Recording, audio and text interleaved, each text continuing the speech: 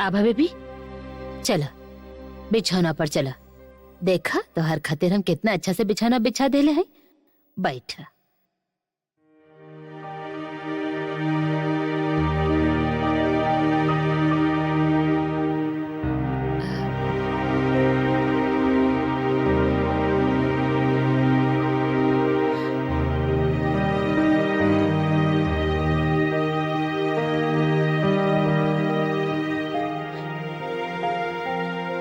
देखी ना आभा बेबी की का हो गईल है।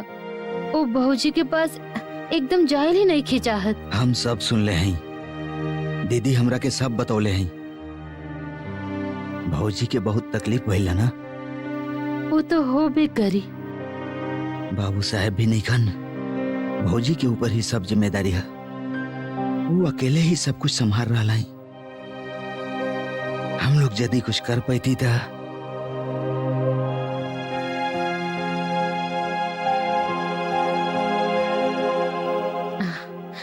चिंता मत करी, सब कुछ ठीक हो जाए। आभा तो भाई बच्ची है, लइकन तो गलती करबे करेलन, माई पर गुस्सा दिखावेलन, नाराज हो जालन। और काहे ना करी है, माई यदि ध्यान ना देबे तो लइकन के कितना दुख हो खेला, कितना तकलीफ हो खेला।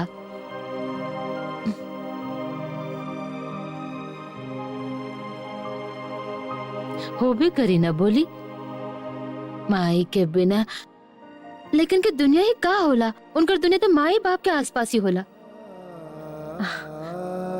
आप ही बताई, यदि माई कम प्यार करे लगे तो का ओकरा के अच्छा लगी? ओकरा तो दुख हो भी करी।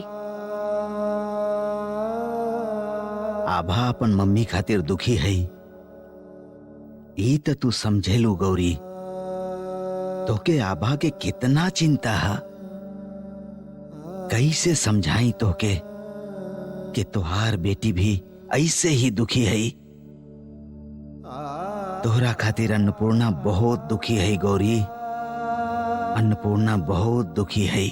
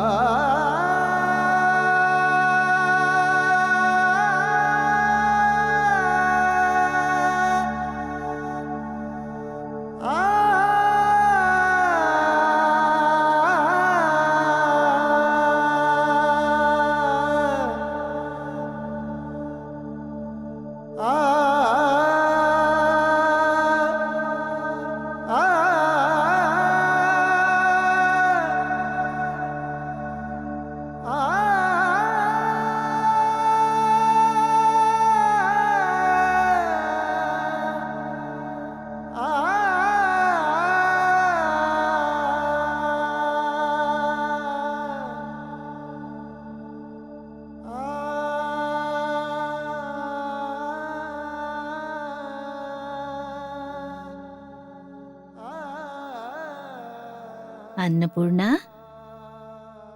अभी तक जग रहल हो? नींद ना आ रहल है? का देख रहल हो बेटा? इतना का सोच रहल हो बोला? अच्छा फुआ, हम सोचत रही कि ईता आभा के ही कमरा है। हाँ ठीक है। हम तो यहाँ आभा के संगे ही रहत रही, काहे कि माई सोचेली कि हम आभा के आपन बहन है। बाकी अभी तो आभा नहीं थी, तो फिर हम एवं रह के का करब बोला? हम जाने ली बेटी कि आभा के बात सुन के तो के बहुत दुख भइल है, बहुत तकलीफ पहुँचल है तो के। असल में बात यह है अन्नपूर्णा कि आभा बहुत गुस्सा में रही ना, यही से जे ओकर मन में आइल सब कह देली। इस सब बात से तू दुखी एकदम मत होगा, ठीक है? वो अपन जे आभा है ना, बहुत गुस्सा में है। बाकी जैसे ही गुस्सा उतर जाई वो हंस दे, फिर से सब ठीक हो जाई, है ना? ओकर मन में और कोनो बात नहीं के बेटा। ना ना, आभा कहले हैं कि वो ई घर में अब कबो ना आए। हम आभा से बात कहले हैं अन्नपूर्णा। आज वो बहुत गुस्सा में है ना, ऐसे आज रात के वो तो हर माई बाबूजी के संगे सुती। जब सवेरा होई आभा के गुस्सा ठंडा हो जाई तो वो तुरंत ही वहाँ आ जाई। हाँ तो तू देख लिया। तू सच कह रहल हो ना बुआ? आभा का कल ही हमरा पास आ जाए? एकदम एकदम ठीक कह रहे। बहुत रात हो गई ला, अब तू सुत जा बेटी, तू सुत जा। चलो चलो सुता, सुत जा प्यारी बेटी, सुत जा बेटी, सुत जा। हाँ सुत जा, सुत जा।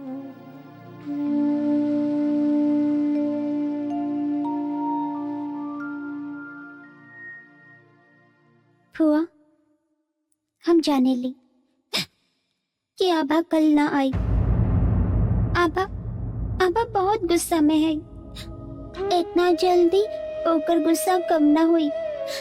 हम जाने ली कि वही घर में बहुत दिन तक लौट के ना आई।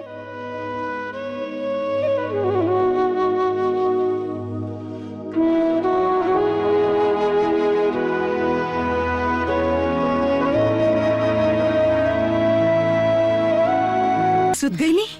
हाँ बहुरानी, हम आभा के सुता के आपके पास आयल हैं। खैली या फिर बिना खाना खैले ही? ना ना, हम ओकरा खुद अपने हाथ से खाना खिला देली। अच्छा दूध पियली? और रात के 1 गिलास दूध पियली? दूध पियली? हम जाने ली भौजी, हम ओकरा 1 गिलास दूध पिया के सुता के ही यहाँ आयल हैं।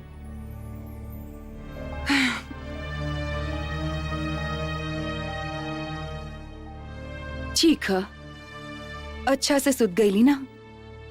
बहुत जिद्दी हो गई है लड़की, पता न कहा ऐसे कर रहा है। हम जाने ली भौजी कि आभा बेबी के बारे में बहुत चिंता कर रहा है। इतना चिंता मत करी, वो तो अभी छोट बच्ची है। आज गुस्सा में है ना, कल ठीक हो जाए।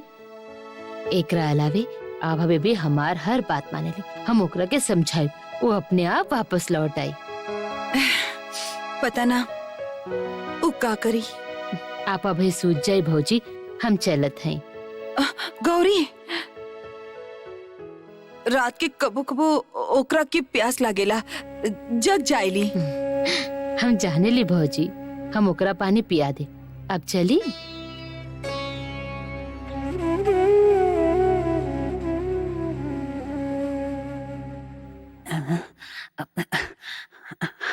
भाऊजी, कुछ कहे क्या? कुछ कहब तो छोटा मुंह बड़ी बात हो जाए। फिर भी बिना कहे रहल न जा रहल ह। ई जे गौरी के आभा के जिम्मेदारी दे दिले हो, ई ठीक ना है भाऊजी। देखा, उजे आपन बेटी के ठीक से पहचान न पा रहल है। यदि आभा के कौनो नुकसान पहुंचा दी। कैसन बेकार के बात करेलू तू? इस सब के बारे में तू चिंता मत करो। गौरी के पास आभा एकदम ठीक से रही। गौरी के होकर आभा के कौनो नुकसान ना हुई। ना, हम कह रहल हैं भाऊजी। बहुत रात हो चुकल है, जा तू सोच जा।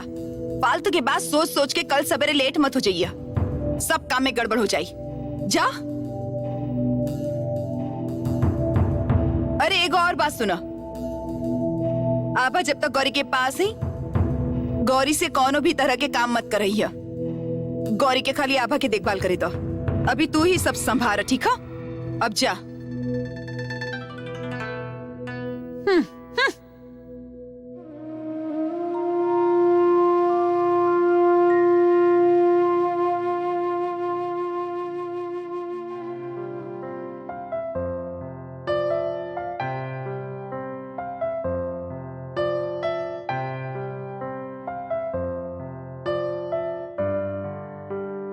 Good, very good. डॉक्टर साहब, तो हम जाई? कैसन तबियत है? जनले बिना ही चल जाइबो? आप कहले ना कि हम एकदम ठीक हैं। असल में आभा बेबी अकेली सुतल है। नींद से उठ के यदि केहू के ना देखी तो रोल शुरू कर दे। कल रात के ओकरा नींद नहीं आयल, बार बार वो जगत रही। शायद गर्मी लागत रहे। असल में वो एसी में सुतेली ना। ठीक है, आप जाइए, हम इन लोग से बात कर ले।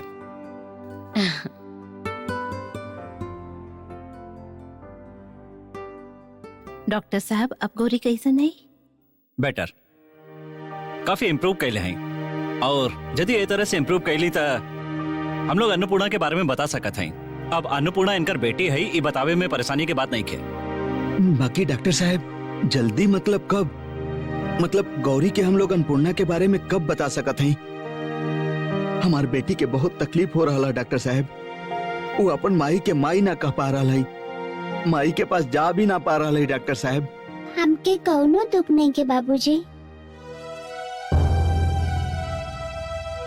हम इंतजार कर सकेले। राम प्रसाद, तोहार बेटी तो बहुत बड़ी हो गई। बहुत स्वीट लड़के। देखा था कैसे कहा था कि हम इंतजार कर ले। हम जाना थे कि एकरा के तकलीफ हो रहा है। अच्छा, यदि राम प्रसाद के कुछ दिन की छुट्टी दे दें तक आप लोग के बहुत परेशानी हुई ना? परेशानी काहे हुई? बाकी अचानक आप छुट्टी के बाद काहे कह रही डॉक्टर साहब? ना? हमके लगा था राम प्रसाद कुछ दिन अन्नपूर्णा के लेके कहीं बाहर घूमावे। घूमे जाए तो अन्नपूर्णा के मन भी अच्छा रही और तबीयत भी ठीक रही। अच्छा राम प्रसाद, तू अन्नपूर्णा के लेके अपन गांव भी तक घूमे जा सकेला। आप एकदम ठीक कहली डॉक्टर साहब। राम प्रसाद तो हम कहीं भी ना जायल चाहेले बाबूजी। हम माई के छोड़ के कहीं भी ना जायल चाहेले।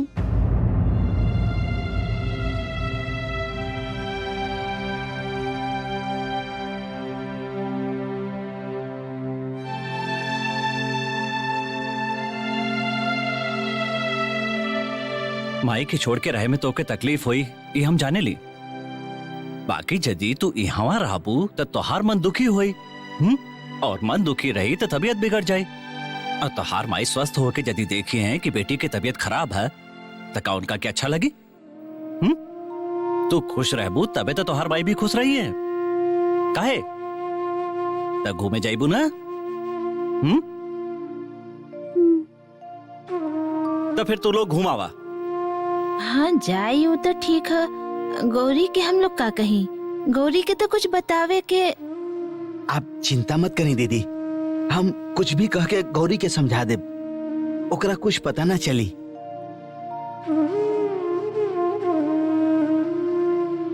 ए बखत तो से मिलल सेफ ना हुई। हाँ, हमरा संगे खेल चल रहा। भाभी राम प्रसाद के हमरा पीछे लगा देले है। भाभी हमरा पर शक कर रहा है। कुछ दिन और रुक जा, फिर तोरा से मिलत है। अभी हम लोग के सावधानी से कदम रखे के हुई। तू सावधान रहिया। रखा था। पूरा दिन खाली खेल खेल और खेल। तोरा से तो हम परेशान हैं। खाली खेल में समय बर्बाद कर रहल बाड़ा। अब तो कम से कम कुछ ढंग के काम कर बोनी। ढंग के काम ऊ का? उफ, हमार बेटा होके तो ऐसे बुद्धू कैसे बाड़ा? उफ, हम कहते समझ में नहीं क्या आवत। अरे बाबा, यह तो अच्छा समय है। हम लोग के अभी जे मौका मिलल है, ओकर अच्छा से इस्तेमाल करे को ही समझला। फिर से खेल जे कह रहा है, ध्यान से सुना। सुना बेटा, यह समय है दीदी के लाडला बने के बोनी। सुना, ध्यान से सुना हम जे कह रहा है। देखा, आभा आजकल घर में ना रहे। अन्नपूर्णा कुछ दिन खातिर गांव जा रहा है। यही दोनों के बिना दीदी अकेली हो जाई है। वो दोनों के बिना दीदी के मन दुखी रही। तब तो का कर बस समझला, उनकर बेटी की जगह तो के पूरा करे के हुई। समझ रहा बाड़ा ना? तू का कह रहा हूँ? हम बेटी की जगह कैसे पूरा करब? तू का कह रहा हूँ? का हम लड़की बन जाए? ना ना, हम लड़की ना बन सकेली। बाप रे, तू अजीब अजीब बात करे लो। लड़की कैसे बन जाई? आप हंस रहा है। हम जरूरी बात समझा रहा है और आप बाप बेटा मिलके बनी एको जरूरी बात बता रहा है। अब हंसबत हम। अच्छा ना हंसब, कभी हो ना हंसब। तू जब जरूरी बात करबू तो हम ना हंसब। तू जरूर अब हमेशा के तरह काम के बात करबू। वैसे तो तू हमेशा बेकार की बात करेलू। हम बेकार के बात करेले। अब हमरा से बर्दाश्त नहीं किया। हम ना अभी घर से चल जाए। एक मिनट, तू का कहलू थोड़ी देर पहले? अन्नपूर्णा गांव जा रहा है। अच्छा, वो तो अकेले ना जा रहा हो तो के ओकरा के ले जा रहा है? सच में क्या लेके जाए अन्नपूर्णा के? कैसे अकेले जाए अन्नपूर्णा?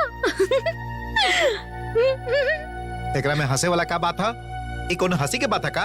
वारे बेवकूफ की तरह बात करब तो हंसी ना तो और का करी? अब भैया थोड़ी का देरी पहले आप दोनों हमरा पर जो हंसत रही, अरे बाबा राम प्रसाद के अलावा अन्नपूर्णा के लेके जाई? हमेशा हमकी बेवकूफ कहत रही ना। देखिए आप खुद कितना बेवकूफ है। चुप रहो तू, चुप हो जा।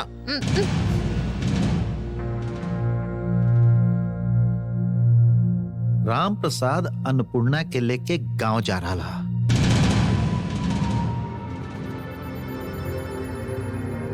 एकर मतलब कुछ दिन राम प्रसाद ना रही। गुड, ये तो बहुत अच्छा खबर है।